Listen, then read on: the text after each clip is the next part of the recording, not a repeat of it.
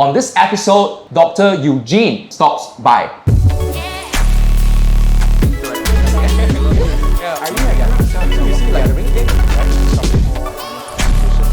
Hello everyone, this is Jiale and you're watching the Advisor of Advisors show.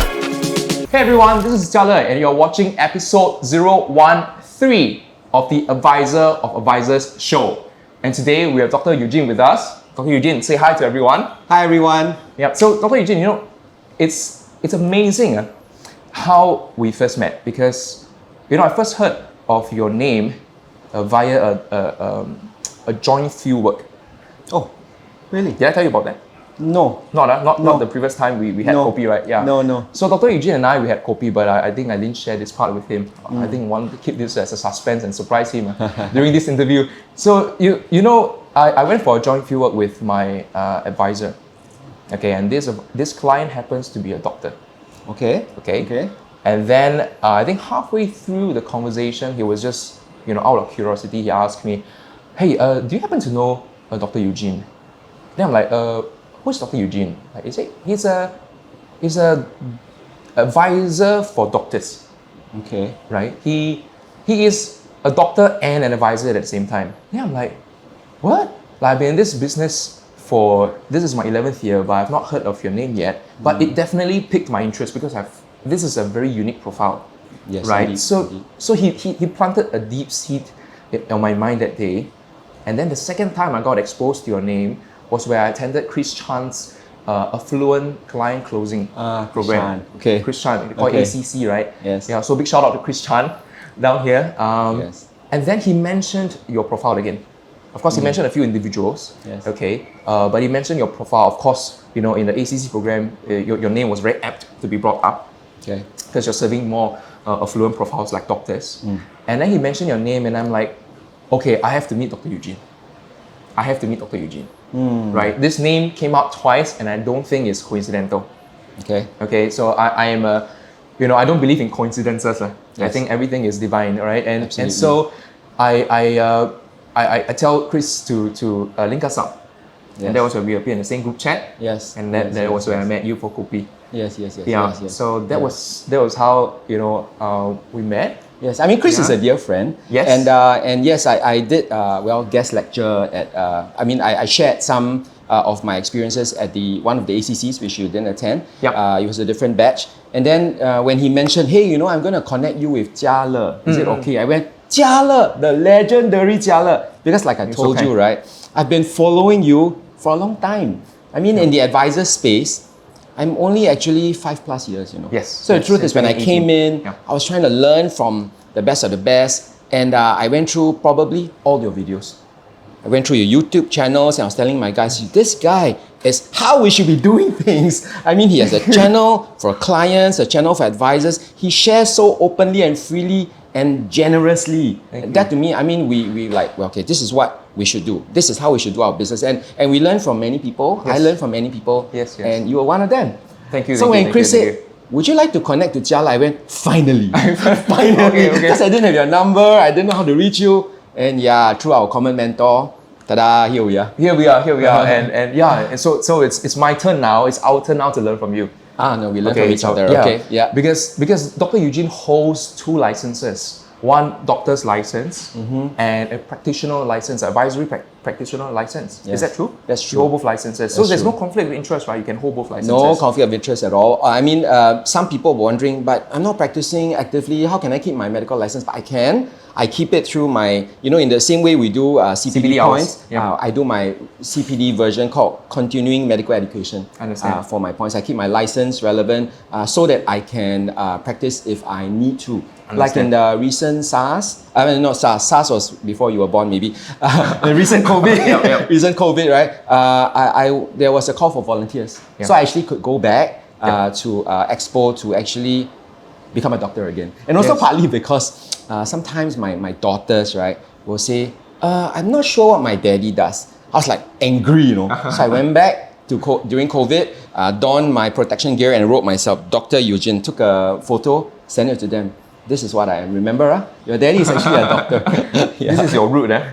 Yeah. So jokes aside, but I mean, really, I mean, I keep my both licenses. Not easy, but yeah, I do it. How many hours do you have to fulfill? Well, it's 50 points in 2 years. 50 points in 2 years. So not very difficult. And I mean, in my trade now, I want to meet doctors anyway, right? So why not go for a point gathering event? Well, that's true. For which the makan is provided for us. Yep. And I get to meet fellow doctors. Exactly. You get to, so it's not too difficult. It's not something that I have to struggle to do. Tell me about it. Are you the only one in our industry that holds this unique position? Licensed as a doctor and licensed as an advisor? Well, the answer is no. No. Yes. Really? Because there's one other doctor and he's in my team. I see. Yeah, so we have actually 2 doctors in my team, and I firmly believe that we are in a unique position. And then for me, right, when I do things, maybe because of my competitive nature, right, I want to be able to, it's not driven by the money, I just want to be able to succeed overwhelmingly. And to do that, right, if you had a choice of taking a path that gives you an unfair advantage, why not, right? So I said, well, I can be an advisor, but I can serve anyone, but why not serve doctors? Because I have that slight unfair advantage. Just because I have this MBBS doctor in front of my name, right? And so hence, I found this other doctor who was also exploring. He said, well, I mean, he loves doctoring, but he doesn't see himself doing this forever. He wants to touch lives in a different way. And I said, well, this is one way. And so I took him on, and nicely, he's about 10 years younger than me. I'm much older than you. And so we cover a different sphere of network. Nice. Because I know that as much as I want to do this, however holistically I want to do, but it will be difficult to reach the 30-somethings, the 20-somethings. Because as it is now in the market, right, there's talk that, the younger ones look at us and go, oh, this Dr. U-Jin probably only deals with people with 7-8 figure net worth, which is not true. But I don't want that perception to push them away. Understand. Or they go, wow, this guy like boomer, can't talk, can't connect. So why not I get a younger version of me? And then they can serve the community, and then we can very nicely cover the whole spectrum. So that's why I brought him in, and he's going through the processes, trying to get into the swing of things. And then yesterday, ironically, I bumped into another doctor who is a full-time GP. And he's also in the trade. Also in the trade, yes. He's RNF'd and all that. So I was very, very intrigued. So I went all the way down to say hello to him, to ask him, what was the motivation and all that. And apparently he went into the trade during COVID because, since, in his words, nothing much to do, law. So he just, someone showed him to do papers, just do law. But he's not super active in the business per se, because doctoring is his primary business. But I feel we are in a unique position because of the fact that we are in the medical fraternity. It gives us an advantage or a privileged position to have that position of trust. And that, I think, is the single hugest factor, and it anchors the philosophy of my business. Without that, don't bother doing business. Understand. So therefore, since we have it, I'm trying to see doctors out there who maybe don't feel they want to practice only forever. They want to be able to touch lives, and better still, touch lives of their fellow healthcare colleagues. This is something that we could do. Because I'm trying to reach a goal, because before I reach my big 5-0, but this is a very lofty goal, but then again, we should have stretch targets, right? Also, so not only you are intending to serve doctor clients, but you are wanting to attract doctors also to have RNF as well to be in your team. Yes. No, because I think right? I serve maybe 10 clients a year, and out of that 10, maybe half are repeat. Understand. So, although people always say, oh, doctor, so niche, enough clients, man. I say, on registration, there's 14,000.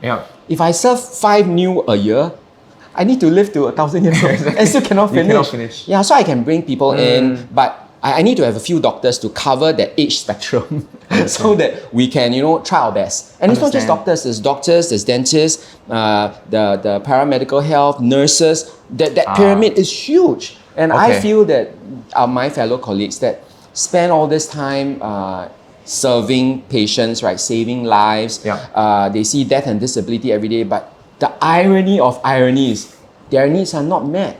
Be it coverage for their own disability, protection, or saving for their retirement. Even though they see it every day. They see it every day. And the beauty about this, just talk about, let's say, lasting power of attorney. I go to a doctor and I say, you see it every day, yeah? You haven't done it, is it because you don't think it's important? It's important, Why haven't you done it? And that's the irony of ironies. No time lah, no this, no that, and all the excuses. Understand. And often, sadly, things hit them before they could take action lah. And it's sad, you see, because I could have done it. So therefore, I'm a little bit of a evangelist to make it sound nice, but a major nagger. It's like in the recent March when the potentially the subsidy for lasting power of attorney was going to expire. Correct. I used that as an excuse to poke people. I said that, look, $75 after 31st March, potentially. And everyone became free. These doctors who for them $75 was probably nothing. It's probably a meal. And they came back and said, I'm free now. I said, you're free now? You want to do LPA? And I did 100 LPAs in 1 month. Through the night I was doing LPAs. I was like, this is ridiculous, but that is the psyche of the doctor, you see. Understand. It's not so much the money. So I just have to be able to find the right hot buttons and use that position of trust and to get them to do what's important. You have that position of trust because you guys come from same background, same language, is that correct? Yes, as a start. Well, Okay. I mean, because you say, it's like if you see someone from your same village in China, there's that affinity, there's some common ground. And because it stems from the whole view of not just doctors, of our industry. The general public view of the industry is like that already, you see. And it's very sad. Sad on many fronts, but often, and I always tell my guys, when someone says no to you, there could be many reasons why. And if we don't persist, when they say no, often as an initial defense, right?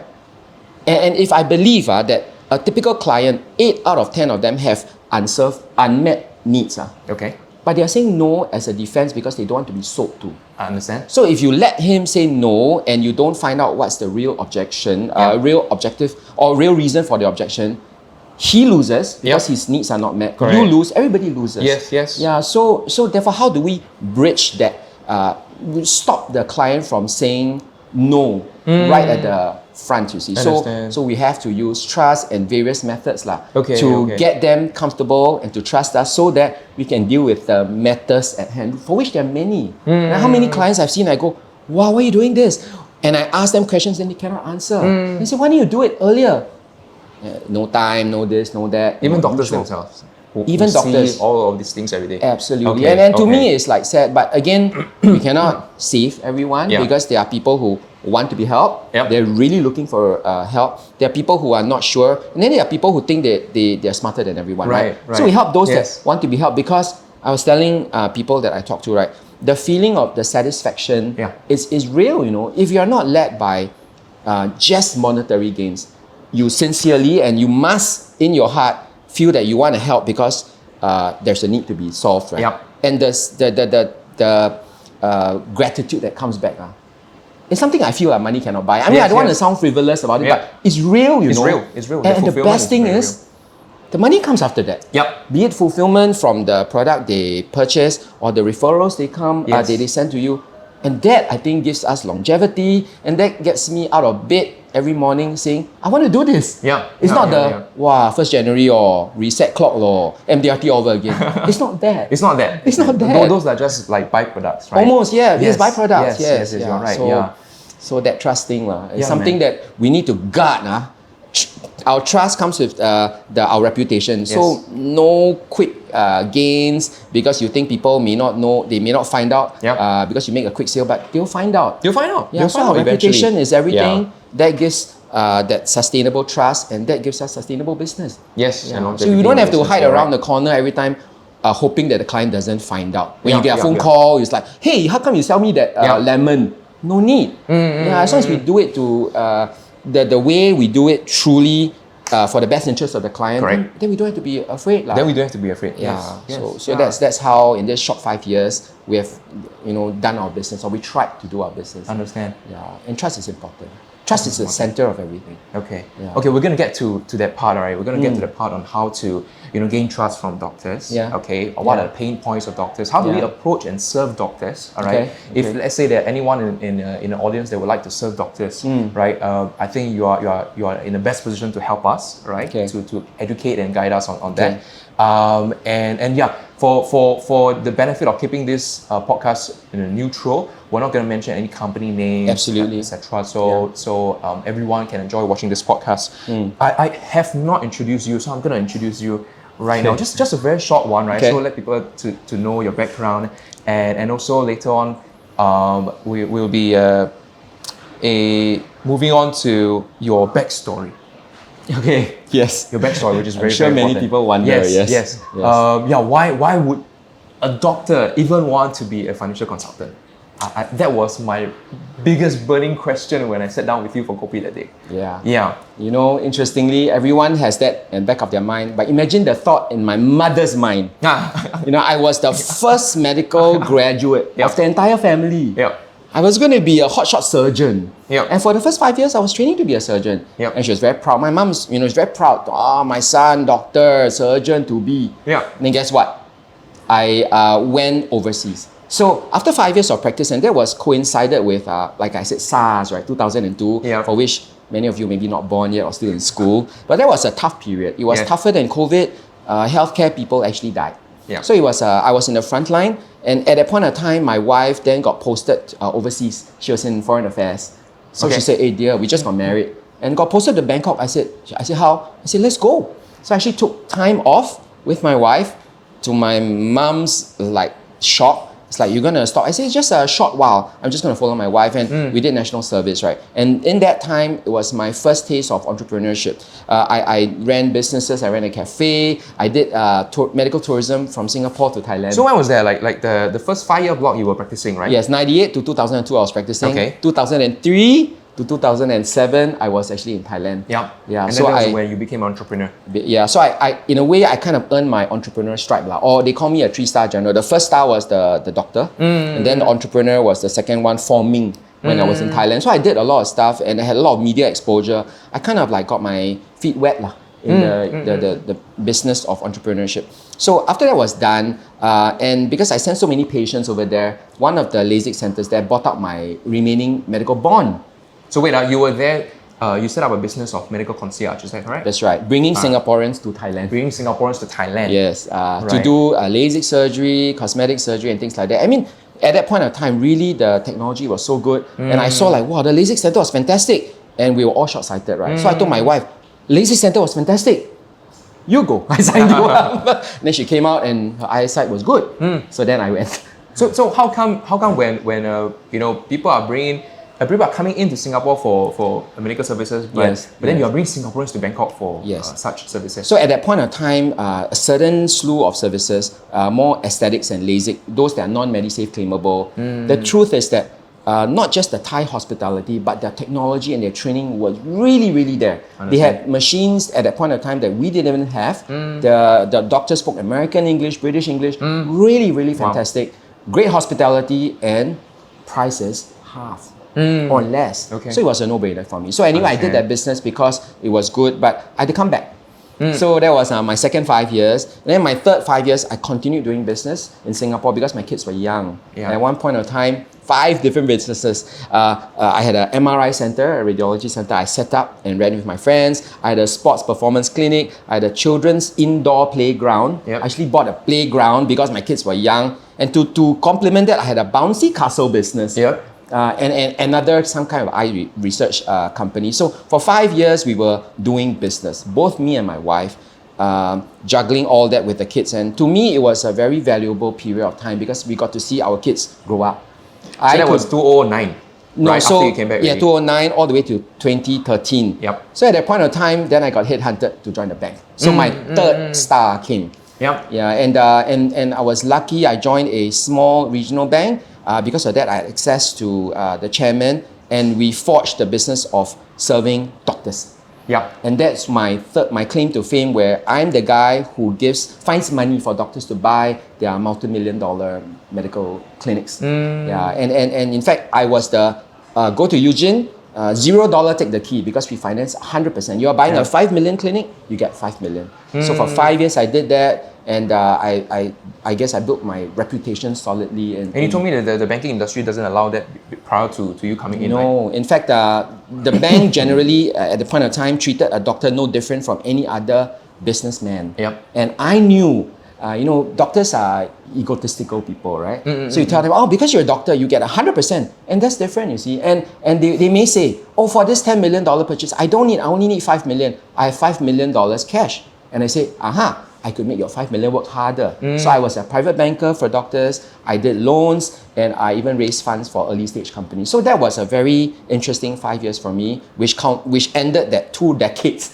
of business and practicing. That's 2 decades, huh? Yeah. 2 decades. 4 times 5 years. Yeah, I mean, it was doing amazing. Different things, yeah. Doing different things. And people may, of course, take a step back and go, you are a jack of all trades, right? Yeah. You can't make up your mind, you're good at nothing. I thought that too. In fact, at every stage of my career, I was like, what am I doing? When I was in Thailand, when I was doing that business, I was not taking a lot of money, and I had to take a supplementary card from my wife. So imagine, for me, it was not easy. But after all that, and I take a step back today, I realized it was all for a purpose. Yeah. And the purpose is now. And so now I hope I'm using this 20 years to fulfill what I've been put on this earth for. Understand. Yeah, and that's hoping in the next 5 more years, I can reach those goals so that I can go on to do things that I want to do that's not financially motivated. Understand. Yeah. So 25 years already. It's like you went through a circuit, right? Yeah, to correct. learn different things, pick up Correct. different skill sets, Correct, get to yes. know different people, and then they all accumulate to this point for you to fulfill your higher calling, which is to serve doctors, right? The underserved doctors, financially especially. Correct. Right? Because at that point of time in the bank, I was actually at a position where I could run the corporate route. I was well placed with a Asian billionaire who was aging, and he wanted to do healthcare. I was well placed to lead a healthcare arm, but because it's a Malaysia-based company, I know it meant that I probably have to be based there. Yeah. My family will have to relocate. Yep. And I realized that was not what I wanted to do, to jet set around, to deal with corporate stuff. Where my clients were still calling me here, the doctors, asking me about loans and things like that. So I realized that I had to come back. I had to serve my clientele, my doctors. Here in Singapore. Right? That's why I made a decision. And ironically, my wife was doing a sabbatical in Melbourne. And I went there midterm and I told her, dear, she said, what? Oh, I tendered already. It's like, what? From 2 incomes to 1 income because she was sabbatical to no income. Yep. Once again. Yeah, but okay lah. 5 years later, we are still okay. You're still Yeah, we are good. We are good. So you've been in this industry for 5 years already, lah. That's right. Yes. Right. Yeah. Dr. U-Jin joined this business since 2018. Yes. And just now I wanted to introduce him, but he introduced himself already. So he just sorry. No problem. That was a perfect introduction, man. And so Dr. U-Jin has handled over 500 million loans, right, to doctors, right, and over 500 doctors, and he called himself the doctor's banker. I think that's a very apt name to call yourself, right?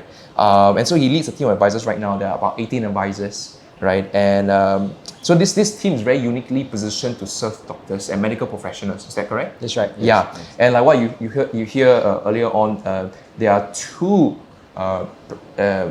licensed doctors right now in your team, including That's right. yourself, Yes. right? And it seemed like there are more out there.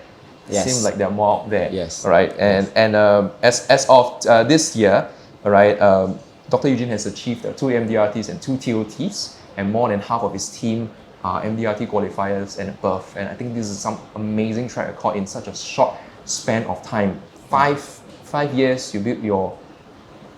I can see why, because you cannot say that you are only 5 years in the business. The past 20 years have catapulted you, into this position to achieve what you're achieving. But the last I hear from you is that you want to pass down your experiences. That's right. To your team members so that they are equipped also to serve the doctors and medical professionals. So how, Dr. U-Jin, I think this is the meat of this interview today. How can you teach us and guide us? Okay, if there are advisors in this audience that would like to serve the doctors crowd as well. Medical professionals, doctors. How do we best approach them? What do you teach your team? Yeah. So actually, like I told you, I said there are 14,000 doctors out there, and there's only that much I can do. In fact, there's only that much my team can do, unless I build a 1,000 member team, which is impossible, because I always tell my wife, we already have home children, and now I have work children. But why do I do this? Because technically, I don't have to set up a team. I can just produce my own sales, right? Understand? But I realize that we're not born with a silver spoon, and we're not motivated just by money. So therefore, if I want to pass it down, then okay, I'll build a team law. But even my team alone is not enough, which is why when I spoke to our mutual mentor, Chris Chan, I'm always happy to share. Because there's so many doctors out there. There's no, oh wow, you take my doctor, I take your doctor. There's nothing. I mean, yeah, if it coincidentally so happens we are trying to serve the same doctor, then so be it. But there are many other doctors out there. So that's the thing. We are motivated to try to help as many healthcare professionals out there as possible. So that's the thing that I admire you a lot. Like you are very selfless in wanting to share. No, that's why I won't say selfless, because I don't want to come across as people like, are you sure or not? But sincerely, really, I touch my heart. Every single doctor, if I want to use it in MDRT terms, it's a potential single MDRT client. But why aren't you getting an MDRT case or case size from that doctor client? Is maybe because of various factors. You don't know how to do it yet. So if every single doctor is a potential MDRT or more, I got 14,000 doctors out there. Imagine that, right? So I think there's more than enough to share. Contrary to what people think, doctor community is very small. It's huge. It's huge. It's huge. And even non-doctors, professionals, business owners, right? I think I've come to an approach where everybody has a share wallet, but you're just getting a small part of it. And why? Partly because it's the advisor. Maybe we don't know how to do things. We don't have the privilege of having access to information that can lead us to then give them the optimal size plan, which they actually need, Yes, it's exactly. not optimal size plan for my MDRT. Exactly. It's what they actually need. But because of their defense mechanism and because of your lack of ability to be in that privileged position to get that facts. Exactly. Therefore, both lose. So similar to doctors. So how do we bridge that? Okay, so maybe if I use doctors, but actually doctors, no difference from any other professional, affluent business owner as a human. Right? Their needs are the same fundamentally. But in my 20 years, I realized that they are served often in silos. And that is a problem of the finance industry in silos. So when I was in the investment side, when a doctor comes to me and has $500,000, all I want to do is to sell him investment products. Because that, unfortunately and artificially, is my KPI, right? So my boss tells me, you let this guy renew his fixed deposit and leave, that's it, I'm going to get it. I should turn that $500,000 to investment products that earns income for me, for my boss, and for the bank. And by the way, it helps clients. But you see, it's a by the way. The misalignment of interest is the client's interest is always last. I will say whatever it takes to make you walk out buying something. Understand. An investment product. So if you're an investment guy, you sell investment products. You're an insurance guy, and that's what is always seen, right? You just want to sell insurance products or a product that apparently solves a solution that you don't even know what the problem was. You just want to sell. But that's how, unfortunately, it has evolved. You see, that's how we were taught to do things. And then the mortgage guy, the loans guy, just want to sell you a loan, no? So you go to a bank and say, oh, we have package A, B, C, fixed, floating, hybrid. That's it. Or you go to a broker.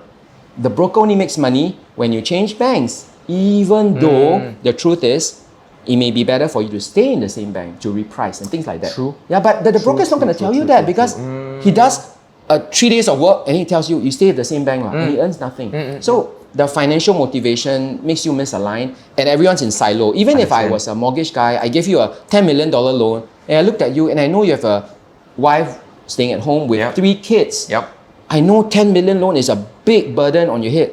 But do I ask you, have you covered the 10 million with insurance? Not my KPI because there are many other people waiting to do their loans. So this silo is a big problem. Understand. And because of that, a lot of needs are unserved or suboptimally served, or and it's a misalignment of interest. The other thing is, especially for doctors and the more affluent or busy people, is they want their needs to be solved at one stop. Because they're busy, right? So and they know there's a problem, but if you don't serve them quickly and within their time constraints, they're not going to be served. Understand. So two things basically. Quickly and within their time constraints. Yeah, Okay. so you can only do that if you're able to do more things. So like Yeah. some advisors out there, they do estate planning. Yeah. So that's important. But if you just go to a doctor to do estate planning, it's like usual not free not ready no time later They didn't say it's not important. Yeah, but later because Later. it's done in a silo. Estate planner silo. Loans guy just do loans. So they will just, okay, whatever is in their face, maybe their wife or their spouse nagging them. Yeah. Interest rate so high, deal with it. They deal with it. So very reactionary. Yep. Versus if you come in and you're able to solve more of their needs at one stop. Okay. And with all the information you have, you can, because everything is linked, mortgage linked to insurance, insurance linked to legacy. Yeah. If you can do all that for them, they actually will be thankful. It's like, wow, you're taking this burden off my shoulder and solve all my needs. And therefore it leads to, in future, whenever there's any financial need, can you please help me solve? Yeah. So that's the position we want to get to. But it starts with being able to earn their trust. Yeah. Okay. So how do we do that? So now, of course, people will say, Dr. U-Jin, you're a doctor, ma. Yes. So do I need to be an MBBS? Or you're a banker, ma. You got the stars on your shoulders, the invisible stars, right? But I say no, lor. There are many ways because in my team, there are only 2 doctors. The rest are not. Exactly. Yeah. So it's really, really a matter of positioning yourself first and foremost as a problem solver. Okay. Because if you go there with a salesman kind of persona, Understand. Okay. don't say doctors anybody can smell. Exactly, If you look at exactly, them with okay. a dollar sign, Yep. it's like, wow, this dollar sign, how big? Is it 6 figure, 7 figure, right? Yep. Then the defense will automatically come up, you see.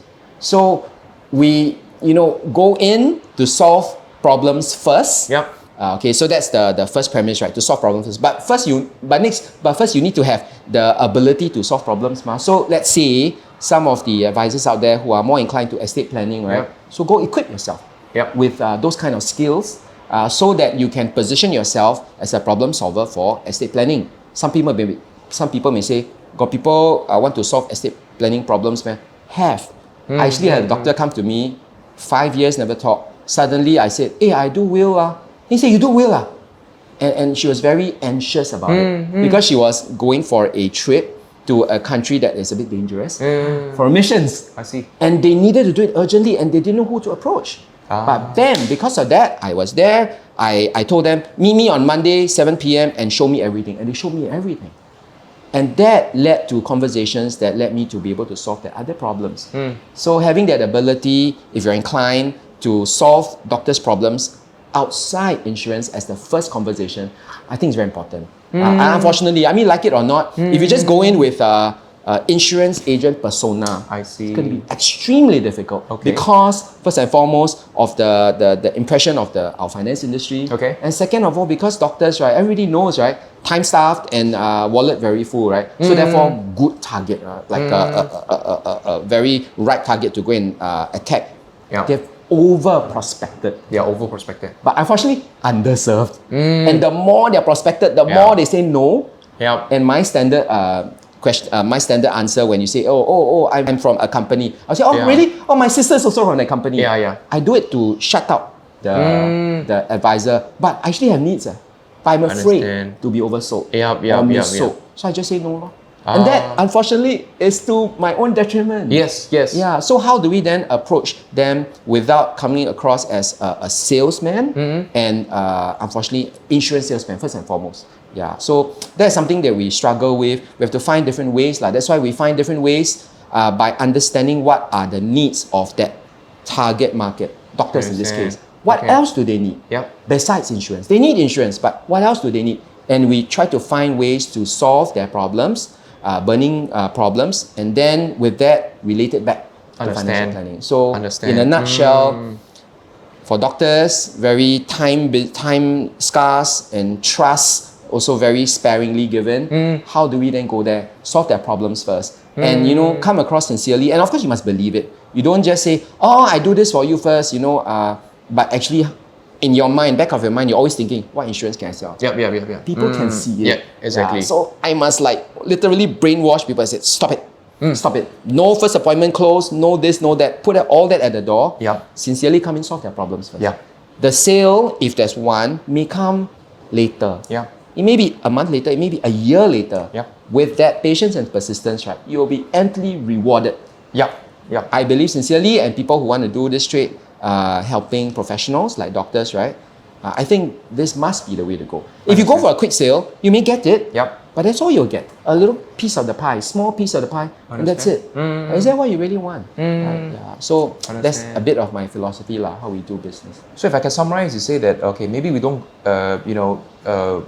even if you want to serve them, perhaps the angle to go in will not be insurance first, upfront, right? To solve other problems that they have first. Yes. Right? Yes. And then once the trust is being gained over time, Yes. and then we can move along to solve other problems that they have. That's right. Right? Yes. That's where the doors will be open. That's right. Yes. So the other problems to be solved will be like what you say, maybe LPA, maybe will writing, etc. Would there be Yes. any other things that we can help the doctor solve first in order to slowly gain their trust over time? So there are. So I mean, this one, no secrets, right? I mean, anybody can find out. So we have typically 6 areas that we help a doctor with. Okay. The 4 you have a areas. framework. So we do. So the 6 areas we work with are. So for me, I always tell my guys, right, these are opportunities for you to have conversations with a doctor that is not insurance, which they want to talk about because they may potentially have a need. So mortgage is the obvious one, right? Okay, Because okay. I think home ownership is about almost 90% in Singapore. Yep. And so for doctors, right, they invariably will have properties, Yep. multiple properties, Okay. residential, commercial properties, and the size of the loans are not small, you see. And so that compounding with high interest rates, right, compounds the excess interest rates they're paying. Okay, And okay. are they worried about it? Yes. You bet they are, Yeah. right? And probably they're being nagged, hey, go and reprice it, but they're busy. Yeah. So is that a need, a painful need that they need to solve? Of course it Yes, is. yes, it so is. why don't go solve it? So that's a one kind of like low-hanging fruit. Understand. Yeah. So number one. Yeah, you mortgage. hit 10 doctors, good chance 8 of them got mortgage needs, right? So that's number one. Okay. Second is estate planning. Okay. Like I say, right, they see death and disability, but their affairs not in order. So find an angle, be it webinar, seminar, or whatever, right? But if you could, make it a bit doctor-centric. Egotistical people, right? You're Okay.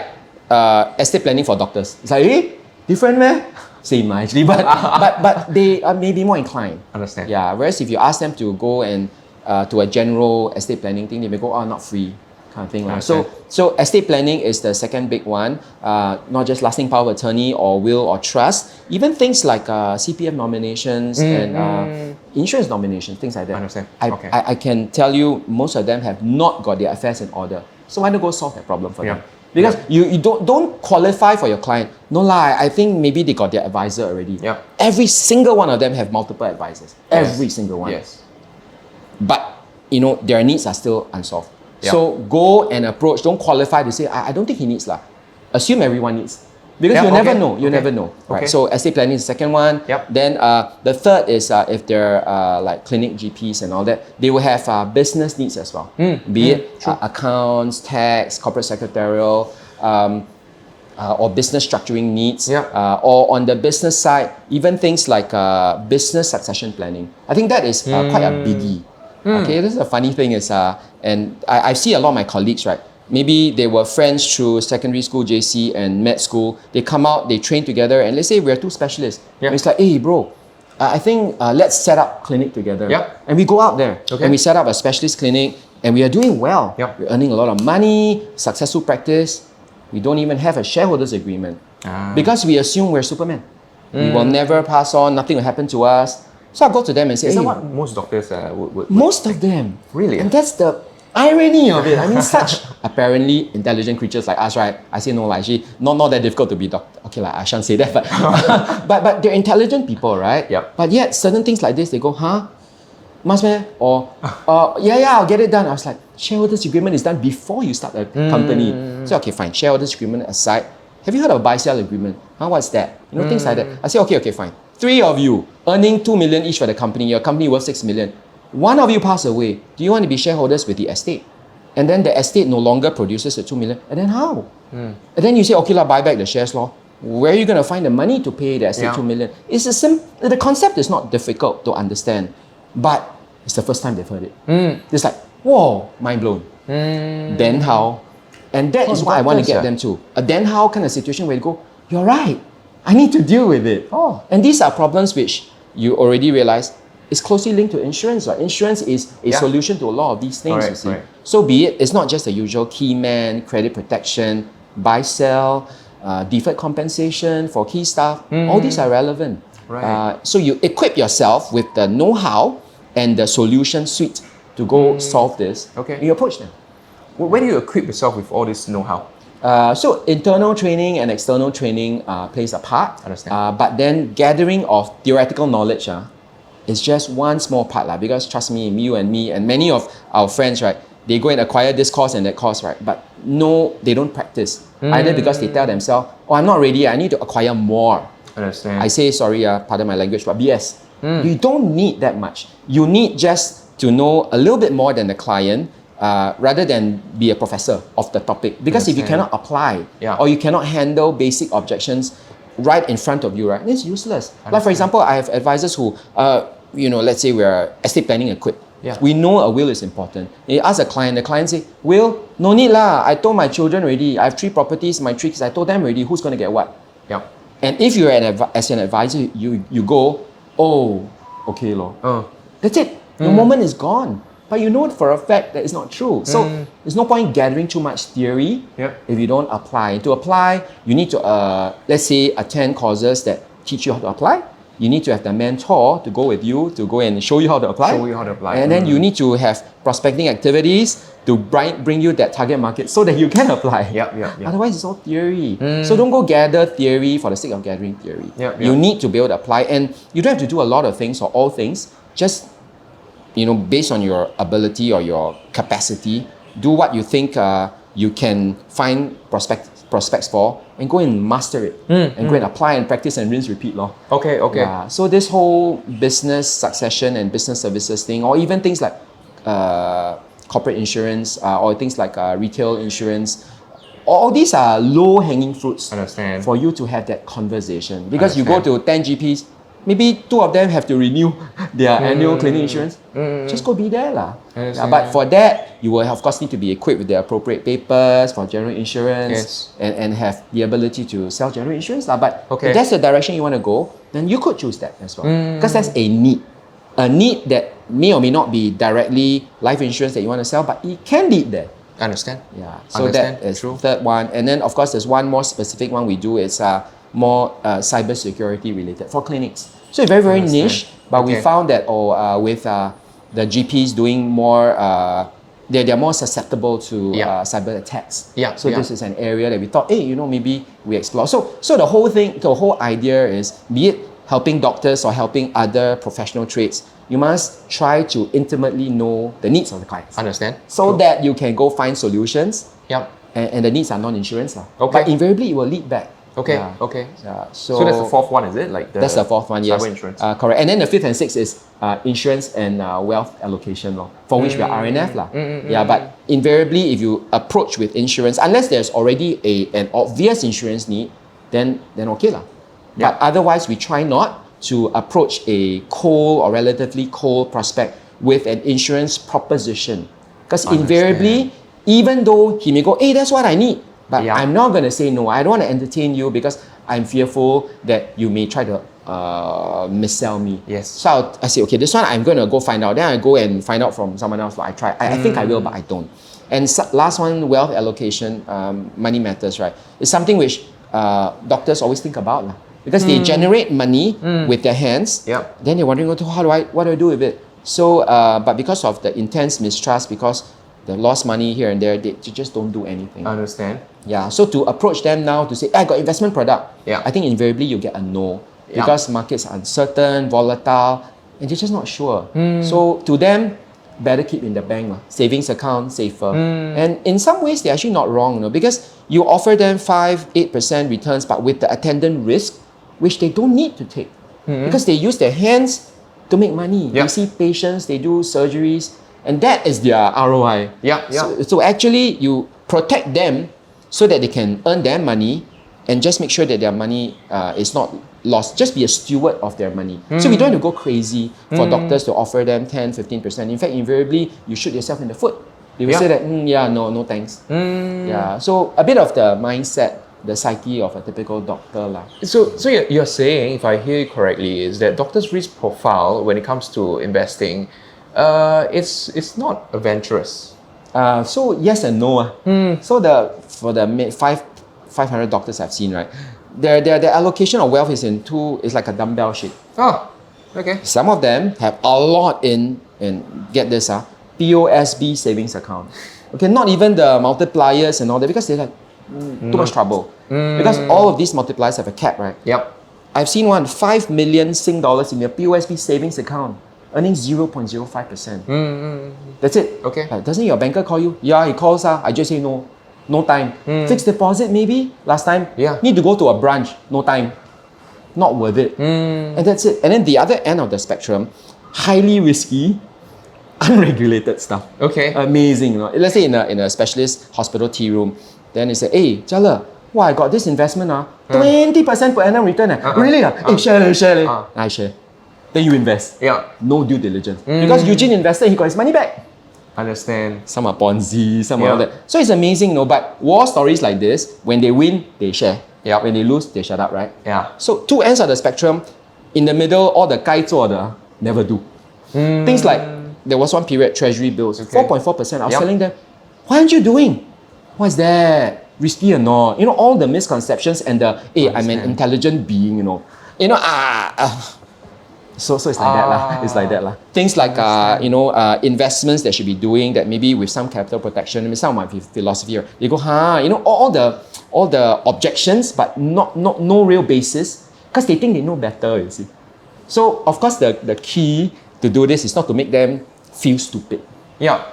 First thing you must make them feel, what you just said, actually you're not alone.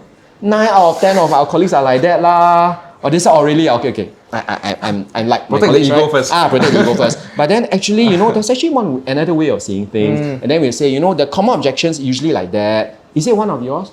You say, actually, yes. Okay, actually, the truth is this and that and that. So that's how we need to approach doctors lah. Unfortunately, like it or not, we think we are very smart. So we a lot of ego. So you cannot call them out. You cannot call them out too abruptly. I see. You must say, actually, good thought.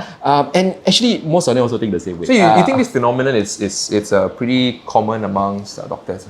Yeah, don't know why. Don't know why. Okay, yeah, okay, from a doctor. I don't know, is it because we spent 5 years studying, right? Yeah. So we think that the dollar I make versus the dollar you make, my dollar was more difficult to earn. I don't know, it's a strange phenomenon, but I'm not saying all doctors think this way, but a fair number do this. So, and because of that, right, you must approach from, I'm not saying softer approach, right? Softer, but I'm not saying you approach in a subservient manner. I'm your, I'm down there. Never. Never. Because I always tell people, right, in a clinic, a financial clinic, right, who's the doctor? I'm the doctor. Yeah, you're the doctor, not the doctor. Yeah. He's a patient. Yes. So in the same way, you don't go to a neighborhood clinic and you say, hey doc, I have a cough and I think I want you to prescribe this cough mixture. Yeah.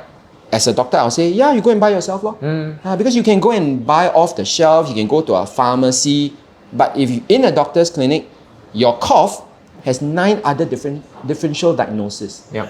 And to determine that, I need to take your history, examination, maybe do x-rays, maybe take blood, before we decide whether it's that simple cough. Yeah. So therefore, in the same way, we, without appearing cocky, but you definitely cannot appear subservient and, I'm just a lowly financial advisor. You cannot, because they will treat you as so. Peer to peer.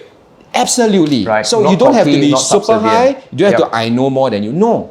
You're a professional, I'm a professional. But in this clinic, I think, let's do it my way. We need to do these things, and I explain to you why. And we come to a conclusion and a decision together. And I think that's something that's much more workable. So often when people help doctors as prospects, they often take a subservient approach. And they say whenever the doctor objects, sometimes with no basis, they all. So that's something we need to resist, but we also need to know how to react to the no, you're wrong. No, cannot. You cannot all. So where's the in between? So it's very important. And it takes training, have few failures, and you know, maybe you psych yourself before you go in the clinic. Okay. Yeah. Okay. But it takes a bit of training. But once you get through to them, right, the rewards are ample. Because once you get their trust, and once they see you as a trusted, not just an insurance agent, but a trusted advisor, a consultant that can help them with multiple areas, I think it will be a very, very rewarding relationship both ways. Understand. For the doctor, and then the spouse, and then the kids, and then the mother, the family, and the friends. And then their friends, And that kind of like can solve your prospecting problem, and it makes it a lot more meaningful. Understand. You know the entire family, you know everything there, Correct. not just the insurance, but everything else. Yes. And you're the what we call you're like their family CFO. Yeah, you're right. Chief Financial Officer. I Yep. mean, that is a position that's super privileged. Okay. Yeah. So fight to get there, and then fight to maintain. Wow, okay. Yeah. It's like what you say, you know, like if I can summarize well, like doctors have ego, okay? They are intelligent beings, all right? So you Apparently. cannot, you cannot go with a too harsh approach, Yes. right?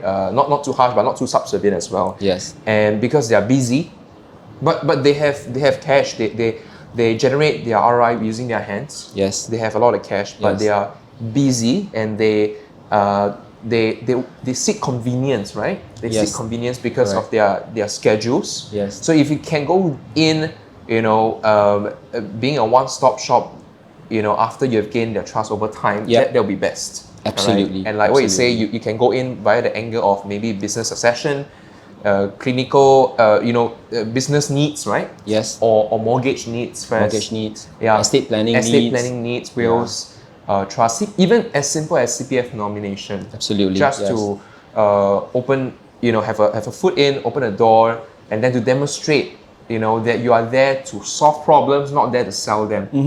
And that's where you get your opportunities accumulated along the way. Is that correct? Absolutely. And even if you really have to use an insurance approach, don't fear that because let's say that's all you have, but you feel that, let's say, recent shield plan changes, it's extremely important.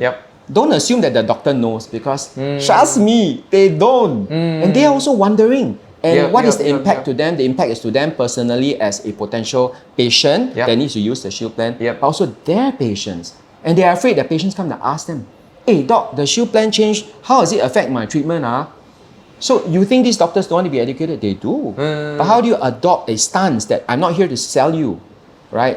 And okay, maybe a purely first cold engagement may be difficult, but let's say you have a pool of doctor prospects for which you nurture over time, and you're now offering information updates by way of either an article or maybe a short webinar or a short video. Trust me, they may not reply. They may just blue tick you, but trust me, they will consume. And you'll just never know. After 20 WhatsApp messages with blue ticks, suddenly the 21st one they answer you, because the need is there now and they remember you. And the right time and space. Correct. So don't assume for the client, any prospect, especially a doctor, that they don't want. Understand. Don't assume for them. Just plug at it, do good work, you'll come. Because they say, hey, this guy actually not bad, knowledgeable, trustworthy, not salesy. Yeah. Understand. That's why it takes. Understand. And Dr. U-Jin, can you say that, you know, like most doctors, because of their busy schedules, their protection needs are mostly unmet? Is that correct? Like one out of 10, how many doctors that you have met out of 10? That usually they have a big gap in their protection portfolio. I think that there's no real one answer to it, but generally you can profile the doctor. So if you have a doctor that's, let's say, 60, 70 plus, a retiring specialist, a surgeon, invariably you know that probably he has lots of cash, lots of property, and all paid up. But if you have someone who is, let's say, 40, 50 years old, surgeon as well, obviously doing very well, right? There's also a chance that they may be protected. So I have this doctor, he told me, I don't believe in insurance. Why? Because his net worth is about 20 million, meaning property value after loans, 20 million left, enough. And they always have this mindset, the most I sell some properties, to pay off the rest, because net, I'm positive. Right, but yet wrong. Because if their primary residence still has a mortgage or liability, they don't realize that, and I can say from a bank's perspective, I say, you know, when you pass on, all your loans are technically in default, all the banks will want to press button to say, money back please in 3 months, Yeah. including the loan on your residential property. So your wife with your 3 kids potentially can be out of a home. They're not going to wait for you to, hey, Choto Mate, I sell my other commercial property, take the money and pay this. They're not going to wait. Oh, that's a very important concept. Huh? So therefore, to not cover even your residential home is, to me, being irresponsible. So you either pay it off or you just cover. You don't like to pay long-term insurance, don't need. If you think that you're going to be in the money in 5 years because you're going to list your company in 5 years, then buy a renewable 5-year term plan, but cover the loan because that is being responsible. So, but sometimes you see it's due to misconceptions. They think that, oh, I can just sell and move the money around. But sorry, no go, Jose, not going to work. And because of that, they realize that. So sometimes it's also really due to misconceptions. They don't know, but they also don't want to ask, right? What if, let's say they say, oh, I only have 5 million loan left and I have Yes. 5 million in the bank account, so I don't even have to sell my house. Okay, I can okay. use my cash to pay off. Yes, so it happens. So when we buy protection per se, it's for 3 big reasons, right? One is for debt protection, right? So I'm still young, my income cannot cover. I need to cover this debt because I don't want the burden to go on my spouse. So that's very clear cut. Yeah. So it may be for 5 years, 10 years, it may be up till the duration of the loan tenure. So that's one. Second is for income protection. So that is something I often remind them. Okay, fine, you have a $5 million loan, you only want to cover 3 million because you have 2 million in the bank. I say, yeah, that works. But hey, what's a paid up house with no money going to do for your kids? So I often have to remind them that you are comfortable today because you are bringing in 50 grand, let's say, a month. So you're comfortable. But that 50 grand, you have not much liquidity. It's not going to do very much for your wife and your kids when you are gone. So the income protection thing, although they think they are protected from the liability perspective, but the income protection, they often negate because they forget when they go, the income stops. They somehow think that the income continues. But this is no passive income business, you see. Doctoring is the business of using your hands. So no hands, even if you're alive, no hands, no money. I tell them. And then the third is the legacy bit. So yes, okay, you have enough money to pay off your debt, you got enough income, but is leaving a legacy important to you? Okay, immediate beneficiaries, your children, or the generations after that, or even non-human beneficiaries, things in organizations that you want to support. Is this important to you? Because insurance is the best tool to use that leverage to build that legacy. So I don't allow them to poo-poo the concept. I don't believe in insurance. It's, a very short phrase, but to them, I always want to dig in to their real motivation behind saying that. Because if you take everything at face value, you don't believe in insurance, okay lor, doctor never going to buy from me. You are doing both of you and the prospect a disservice because he didn't know. So I will say, interesting concept, but actually why do you say that? I have a doctor say that before, but they say that because but then they didn't realize the 1, 2, 3. I'm not calling you out. I'm saying my doctor, my other doctor also like that. And then they go, hey, actually, sounds interesting, a good concept. I never thought of that. Ta-da. Right. Simple. Take a pause. He want to put a full stop. You change to a comma. And then you continue the conversation. Or you change to a question mark. Interesting. Correct. Yes. Why do you say that? Yes. The full stop, right? Only you can put. Don't let them put. Understand. Change the comma, change the full stop, change the semicolon. Understand. Have that conversation. Be genuinely interested and use your knowledge to question, to bring stuff out of his mind, and you'll be surprised. How about critical illness? Are doctors sufficiently covered? Are many or most doctors sufficiently covered for critical illness? I can unequivocally say they are not. They're not. So they really believe in critical illness protection? So gone are the days where, there will still be some because we're in specialists, right? They always say, wow, these insurance companies, because they help clients to write letter to process claims. Then it gets rejected. Then I'll tell them, okay, fine, but since recent years, the harmonization of standards, right, is a lot more distinct already. But that aside, the truth is today, 1 in 3 or 1 in 4 of us is going to get a critical illness. You cannot run away from this fact, right? So if that is true, they know. That's a fact. So yes, you can build your stockpile of money to pay that off. It makes sense. It's like, I buy 200,000 cover for what? I got 2 million.